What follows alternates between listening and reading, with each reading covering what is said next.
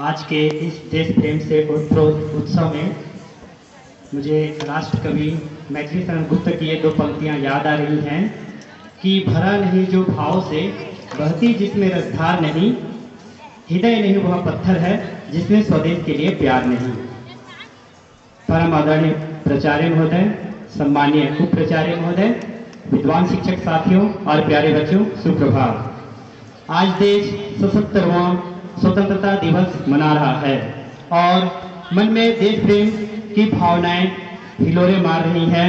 मन तरंगित है कुछ इस तरह से कि जब आंख खुले तो धरती हिंदुस्तान की हो, जब आंख बंद हो तो यादें हिंदुस्तान की हो।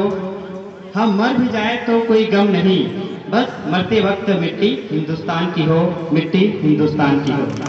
आज के दिन देश आज़ाद हुआ था और देश को आज़ाद करने में सैकड़ों स्वतंत्रता सेनानियों ने अपने जान की आहुति दी थी। तो यह दिन समय है उन वीर शहीदों को याद करने का।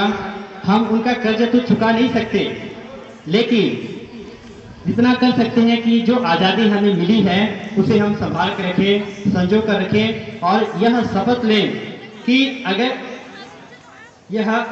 कि आज़ादी की कभी शाम नहीं होने देंगे, आज़ादी की कभी शाम नहीं होने देंगे, शहीदों की कुर्बानी बदनाम नहीं होने देंगे। जब तक शरीर में एक बूंद भी लहू की है तब तक भारत माता का आंचल नीलाम नहीं होने देंगे, नीलाम नहीं होने देंगे। कहते हैं कि आज़ादी महसूस करने की चीज है, एक एहसास है कि सभी मन वचन कर्म से आज़ाद हो जाएं। पर वास्तविकता तो ये है कि हम शारीरिक रूप से तो आज़ाद हैं, पर क्या हमारा मन आज़ाद है, हमारी सोच आज़ाद है? अगर फिजूल की पाबंदी के बिना जी रहे हैं तो आप आज़ाद हैं। अगर लोगों को सूरत से नहीं सीरत से जानते हैं, मानते हैं, उनको समझते हैं, तो फिर आप आज़ाद हैं। अगर अधिकार पता है पर कर्तव्य पथ का भी भान है, अपने मान और सम्मान दूसरों को देना और स्वयं को भी लेना, यह तो इस स्थिति में यदि आप हैं तो आप आज़ाद हैं। अपने लिए ही नहीं दूसरों के हक के लिए अन्याय के खिलाफ भी बोलने की जरूरत रखते हैं तो आप आज़ाद हैं। शोषण के विरुद्ध, भ्रष्टाचार के विरुद्ध, अत्याचार के विरुद्ध और भेदभाव के विरुद्ध आवाज़ उठाने की हिम्मत रखते हैं तो आप आज़ाद हैं। आज़ादी तो सोच में होनी चाहिए, स्वयं के मान अभिमान में होने चाहिए, दूसरों के सम्मान में होने चाहिए, देश के आन बान और शान में होने चाहिए। आज भारत की दो तस्वीर हमारे सामने हैं। एक तस्वीर जिसे हमारा मन प्रफुल्लित हो जाता है, गर्व से सीना चौड़ा हो जाता है, आशा जगाती है और उम्मीद रहती है कि देश फिर से विश्व गुरु बनने की राह पर है और देश फिर से सोने की चिड़िया बनने की राह पर है। लेकिन दूसरी तस्वीर भी हमारे सामने है जहां छोटे छोटे मुद्दे, समस्याएं अभी भी हैं जो हमें फिर से गर्त में ले जा रही हैं, चाहे वो आतंकवाद हो, सांप्रदायवाद हो, क्षेत्रीयतावाद हो, भाषावाद हो। अभी भी हमारे पैरों में बेड़ियां बनकर बंधी हुई हैं जिन्हें तोड़ने की जरूरत है। लेकिन परिस्थितियां बदल रही हैं। आज हमारे देश के जो स्थान है विश्व में वो पहले कभी नहीं था। आज विश्व में कोई भी महत्वपूर्ण घटना घटती है तो पूरी दुनिया जानना चाहती है कि हमारा स्टैंड क्या है, हमारा राय क्या है। जैसे रूस और यूक्रेन में हमारा जो स्टैंड है उसको सभी देशों ने सराहा भी, चाहे इजराइल के मामले में हो, चाहे ईरान इराक के मामले में हो, हमारी बातों को दुनिया सुन रही है। आज भारत विश्व के 5वीं सबसे बड़ी अर्थव्यवस्था है और बहुत जल्द यह तीसरी अर्थव्यवस्था बनने के राह पर है। कोविड काल में जब पूरे विश्व में अर्थव्यवस्था ध्वस्त हो रही थी, देश में कोवैक्सीन और जो अनाज है बहुत सारे देशों को निर्यात किया था। तो इस तरह से पूरी दुनिया को उन्होंने प्रेम और सहयोग का संदेश दिया। चंद्रयान 3 का सफल प्रक्षेपण भारत की अंतरिक्ष की सबसे लंबी छलांग है। पर कुछ ज्वलंत मुद्दे हैं, अंदरूनी समस्याएं भी हैं जिन्हें हम अनदेखा नहीं कर सकते। एक पल देश धोनी सचिन की तरह चमकने लगता है, एक पल देश धोनी सचिन की तरह चमकने लगता है, पर दूसरे ही पल आतंकवाद धधकने लगता है। एक पल अंबानी की तरह, टाटा की तरह देश खनकने लगता है, पर दूसरे ही पल मणिपुर जैसा जलने लगता है। एक पल पोखरण की तरह देश दहाड़ता है, पर दूसरे ही पल भ्रष्टाचार की दलदल निगलने लगता है। एक पल चंद्रयान में दुनिया मुट्ठी में लगती है, दूसरे ही पल दंगा पे दंगा शर्मिंदा लगता है। कंफ्यूजन ही कंफ्यूजन है, पर भले ही अंदरूनी समस्याएं हैं, मुश्किलें हैं, पर यह केवल सरकार की जिम्मेदारी नहीं है कि वो केवल नियम कानून बना दे और समस्या का हल हो जाए।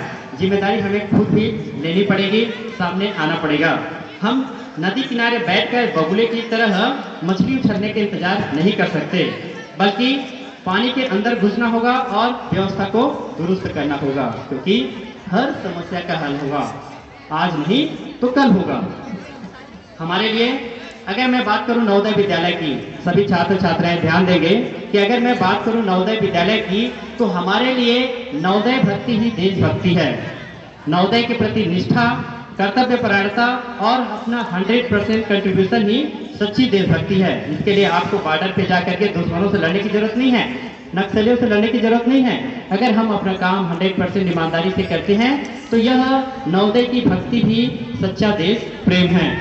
मैं इस आज़ादी दिवस पर सभी छात्र छात्राओं एवं शिक्षक साथियों को आह्वान करना चाहता हूं कि इस 15 अगस्त पर यह 15 नियम का पालन करें जो मैं अभी आपके सामने प्रस्तुत करूंगा। और इन 15 नियमों की यदि हम पालन करते हैं तो निश्चित ही ये हमारे लिए सही में सच्चा देश प्रेम होगा। तो आप लोग रेडी हैं? आप लोग रेडी हैं? इस 15 अगस्त पर यह 15 नियम कोशिश कीजिए, अगर आप 15 में से अगर 10 से भी ऊपर नियमों का पालन करते हैं तो भी मैं आपको एक अच्छा आदर्श विद्यार्थी मानूंगा। सबसे पहला नियम, कचरा सड़क पर ना फेंके। कचरा सड़क पर ना फेंके, चिप्स कुरकुरे के रैपर डस्टबिन में डालें। कर सकते हैं? दूसरा नियम, उतना ही ले थाली में कि व्यर्थ न जाए नाली में। मेज में भोजन लेते समय ध्यान दीजिएगा। तीसरा, पंखे नल जब उपयोग में ना हो तो हमेशा बंद रखें। क्लासरूम के पंखे कई बार चलते हुए दिखते हैं तो आप उसको बिल्कुल बंद कर दीजिएगा। ऑलवेज फॉलो 3R, मैं इसको विशेष रूप से बोलूंगा। Always follow 3R। First R right time, second R right place and third R right turnout. मतलब सही जगह पर हम सही समय पर पहुंचे और उसके अनुरूप हमारा जो ड्रेस है, हमारी जो टर्नआउट है होनी चाहिए। रिमेडियल का टाइम है तो रिमेडियल के जगह पर पहुंचिए, उसका जो यूनिफॉर्म है वो पहन के पहुंचे। पांचवा है, दीवारों पर बाथरूम पर कुछ न लिखें। यह आपके मानसिक दिवालियेपन को दिखाता है। पुनः दोहराना चाहूंगा, दीवारों पर बाथरूम पर कुछ न लिखें। छठवां है, एक पौधा साल में जरूर लगाएं और उसकी देखभाल करें। सातवां, जियो और जीने दो। दूसरे जीवों को भी जीने का उतना ही अधिकार है जितना हमें है, चाहे वो छोटा से कीड़ा मकोड़ा ही क्यों न हो। आठवां, विद्यार्थी पंच लक्षणम का पालन करें। वो 5 लक्षण आपको भी पता होगा कि काक चेष्टा वको ध्यानम स्वान निद्रा तथैव च अल्पहारी गृह त्यागी विद्यार्थी पंच लक्षणम। तो ये 5 लक्षणों का आप निश्चित रूप से पालन करें। 9वां है, अपने माता पिता व गुरुओं का सम्मान करें, उनकी आज्ञा का पालन करें, माता पिता के साथ साथ जो शिक्षक हैं उनका। 10वां है, बड़ों का आदर करें, छोटों का सम्मान करें और गाली गलौज बिल्कुल भी ना करें। ध्यान दीजिएगा, बड़ों का आदर करें, छोटों का सम्मान करें और गाली गलौज बिल्कुल भी मत दीजिएगा। 11वां है, अन्याय का विरोध करें, भेदभाव से दूर रहें, रिश्वत का लेन देन कभी ना करें। 12वां है, सरकारी संपत्ति को नष्ट होने से बचाएं। ध्यान दीजिए, आपका विद्यालय है, यहाँ की हर चीज पर आपका अधिकार है, लेकिन ये भी हमें धरोहर के रूप में मिली है, इसको हमें संभाल कर हमारे अगली पीढ़ी तक भी इसको सौंपना है। तो सरकारी संपत्ति को नष्ट होने से बचाएं, अपने कार्यस्थल पर श्रद्धा रखें, अपनी ड्यूटी ईमानदारी से करें। 13वां है, ट्रैफिक नियमों का पालन करें। 14 है, महिलाओं का सम्मान करें, खुद संस्कारित बने, क्योंकि यत्र नार्यस्तु पूज्यन्ते तत्र रमन्ते देवता। और अंतिम और महत्वपूर्ण है, जिम्मेदारी लें, बेहतर करने का प्रयास करें, एक उदाहरण प्रस्तुत करें। अगर हम इस 15 अगस्त पर इन 15 नियमों का पालन करेंगे तो मैं समझता हूं कि आज मेरा यह जो स्पीच देना है वो सार्थक होगा। अंत में इन 4 पंक्तियों के साथ मैं अपने वाणी को विराम दूंगा और आप सबका आभार और धन्यवाद व्यक्त करूंगा कि इस देश प्रेम से ओतप्रोत अवसर पर मुझे यह मंच प्रदान किया कि मैं अपने विचार व्यक्त कर सकूं। कि अपनी बातों में असर पैदा कर, तू समंदर सा जिगर पैदा कर। अपनी बातों में असर पैदा कर, तू समंदर से जिगर पैदा कर। एक तरफा ना बात बनेगी कभी, जो इधर है वो उधर पैदा कर। मत भरोसे पे रह सूरज पे तू कभी, मत भरोसे पे रह सूरज पे तू कभी।